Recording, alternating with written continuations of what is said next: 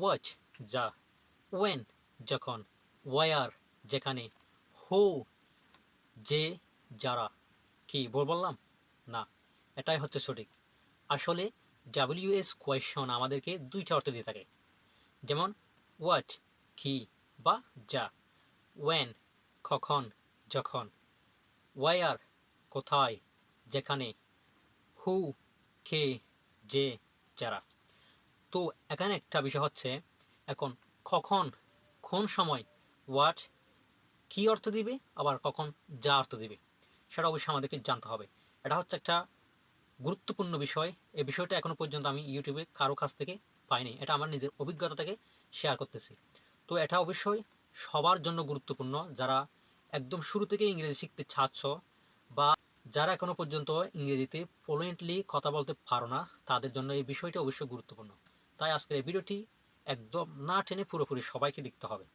আজকের এই ক্লাসটি হচ্ছে চতুর্থতম ক্লাস। আমরা অলরেডি 3টা ক্লাস করে ফেলেছি। যারা 3টা ক্লাস এখনো পর্যন্ত দেখো নাই, পাও নাই, তারা অবশ্যই ভিডিওর ডেসক্রিপশন বক্সে লিঙ্ক দেওয়া থাকবে আর ভিডিওর স্ক্রিনে দেওয়া থাকবে। তো চলো আজকের এই ভিডিওটি না টেনে একদম পুরোপুরি দেখি। Let's get started.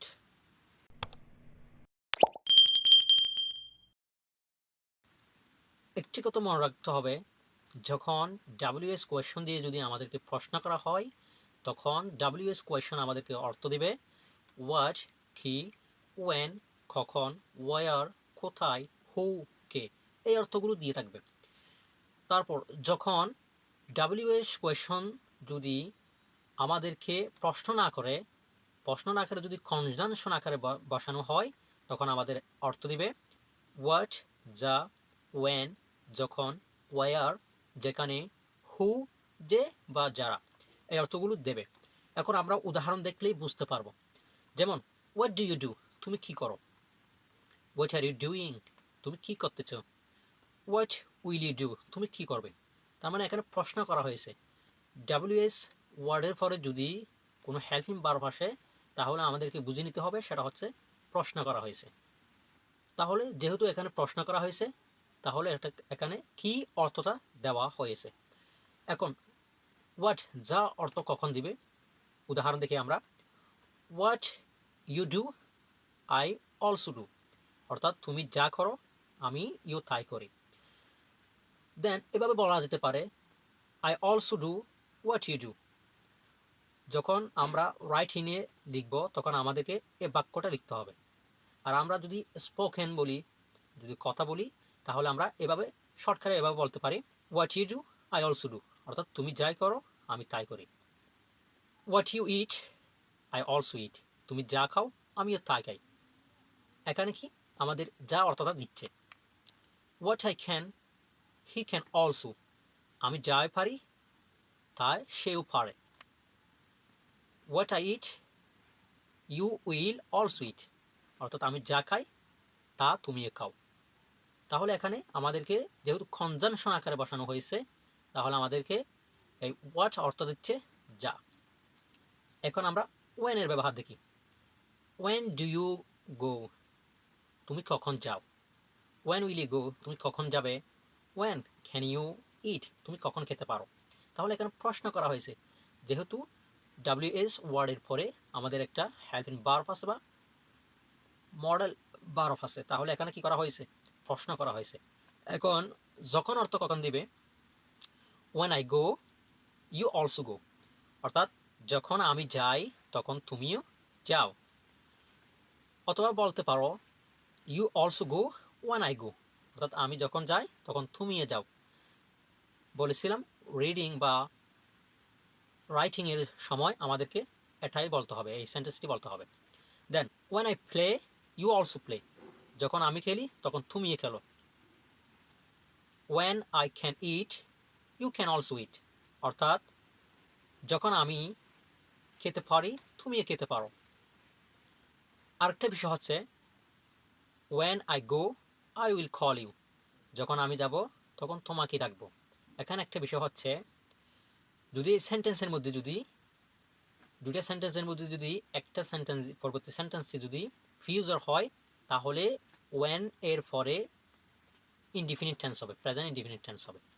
যেমন when I go I will call you, যখন আমি যাব তখন তোমাকে ডাকবো। That's it. এখন দেখব ওয়ার এর ব্যবহার। ওয়ার কখন কোথায় অর্থ দিবে এবং কখন যেখানে অর্থ দিবে। যেমন ওয়ার ডু ইউ গো, তুমি কোথায় যাও। ওয়ার ডিড ইউ গো, তুমি কোথায় গিয়েছিলে। তাহলে এই দুইটার বাক্যের মধ্যে কিন্তু প্রশ্ন করা হয়েছে। এখন কনজাংশন আকারে যদি বসাই তাহলে কি অর্থ দেয় দেখো। Where I go you also go, যেখানে আমি যাই সেখানে তুমিও যাও। You also go where I go, যেখানে আমি যাই সেখানে তুমি যাও। তাহলে বলেছিলাম রাইটিং এর ক্ষেত্রে আমাদেরকে এটাই লিখতে হবে, দ্বিতীয় সেন্টেন্সটি লিখতে হবে। Then where I went you also went, যেখানে আমি গিয়েছিলাম সেখানে তুমিও গিয়েছিলে। Where I eat you will also eat, যেখানে আমি খাবো সেখানে তুমিও খাবো। অর্থাৎ তাহলে এখানে বোঝা যাচ্ছে কনজাংশন আকারে যখন ব্যবহৃত হবে তখন যেখানে অর্থটা দিবে। দেন আমরা দেখব হু এর ব্যবহার। হু কখন কে অর্থ দিবে, কখন যে অর্থ দিবে, যে বা যারা অর্থ দিবে। যেমন হু ডু ইউ লাভ, কে তোমাকে ভালোবাসে। হু উইল ইউ গিভ, কে তোমাকে দিবে। হু ক্যান ইউ গিভ, কে তোমাকে দিতে পারে। তাহলে এখানে কে অর্থটা দিচ্ছে। এখন দেখব যে বা যারা অর্থ কখন দিবে।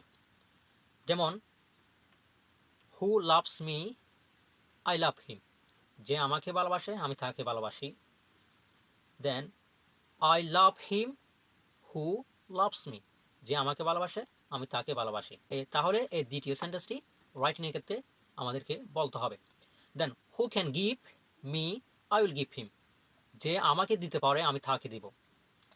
হু এইট আই গিভ হিম, যে খেয়েছিল আমি তাকে দিয়েছিলাম। Then who eats rice I will give him, যে ভাত খায় আমি তাকেই দিব। তাহলে এখানে হু যে বা যারা অর্থটি দিচ্ছে। দেন আরেকটি ব্যবহার হচ্ছে দোজ হো। দোজ হো মানে হচ্ছে যারা। যেমন দোজ হো এইট, যারা খেয়েছিল। দোজ হো এইট আই গিভ, যারা খেয়েছিল আমি তাদেরকে দিয়েছিলাম। দোজ হো ক্যান কাম ক্যান ইট, অর্থাৎ যারা আসতে পারে তারা খেতে পারে। দেন দোজ হো কাম আই ক্যান ফিড, যারা আসে আমি তাদেরকে খাওয়াতে পারি। আই ক্যান ফিড দোজ হো কাম, যখন রাইটিং লিখব তখন আমরা এই সেন্টেন্সটি ইউজ করব। তাহলে আজকে ক্লিয়ারভাবে বুঝতে পেরেছি কখন কোন অর্থটি ডাব্লিউএস কোয়েশন আমাদেরকে দিবে। আজকের এই বিষয়টি যদি আপনাদের একটু ভালো লাগে থাকে তাহলে অবশ্যই কমেন্ট সেকশনে জানিয়ে দিবা, এবং চ্যানেলে যদি নতুন হয়ে থাকে অবশ্যই সাবস্ক্রাইব করে সাথে থাকবা, আমাদের এই ক্লাসগুলো করবা যদি স্পোকেন ইংলিশে যদি ইমপ্রুভ করতে চাও। তাহলে আজকে এতটুকু। ভিডিওটি যদি অবশ্যই ভালো লাগে থাকে সাবস্ক্রাইব করবা। ভিডিওটি পুরোপুরি দেখার জন্য সবাইকে ধন্যবাদ জানিয়ে আজকের ভিডিও থেকে বিদায় নিচ্ছি। টেক কেয়ার, আল্লাহ হাফেজ।